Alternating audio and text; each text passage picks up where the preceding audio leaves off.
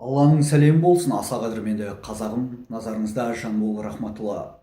Осыдан бірнеше жыл бұрын балық басынан шиді атты жырымда ақиқатты соңына дейін айтамын, себебі тамырымда шыңғызиттің емес қазақ қаны жүрген деген болатынмын. Айып етпеңіздер, ұлтымды қорғауға әзірмін, бірақ қара құлқын ойлаған сұр қияларды емес. Кейбіріңіз бәлкім бейхабар боларсыздар, осыдан бірнеше күн бұрын Қырғыз президенті Назарбаевты сынға алып, айыптап жер қылған болатын.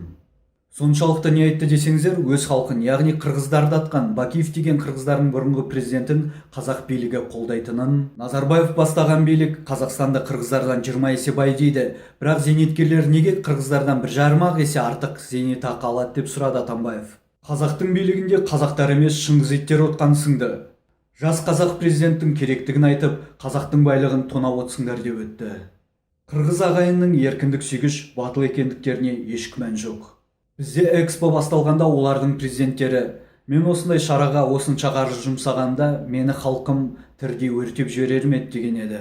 Ал бірнеше жыл бұрын алаңға өз пікірлерін білдіруге шыққан қырғыздарды үйлеріне қарай қуамын деген ішкі істер министрімен не істегендерін өздеріңіз де білесіздер.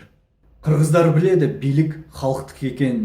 Олар да біз сияқты өз биліктерін шектеулі уақытқа президентке, депутаттарға береді.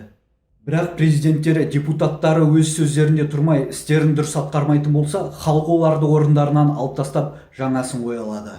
Өкінішке орай ағайындарымызға біздегідей қазба байлық бұйырмапты, бірақ белсенділіктерімен көпке жетеді. Осы 15 қазанда өздеріне 5-ші президентті сайлайды. Аса құрметті қазақ бауырларым, белсенділік танытуды сұраймын. Үндемеген келіскендіктің белгісі, бұға берсек сұға береді. Баршаңызға сәттілік. Құрметпен.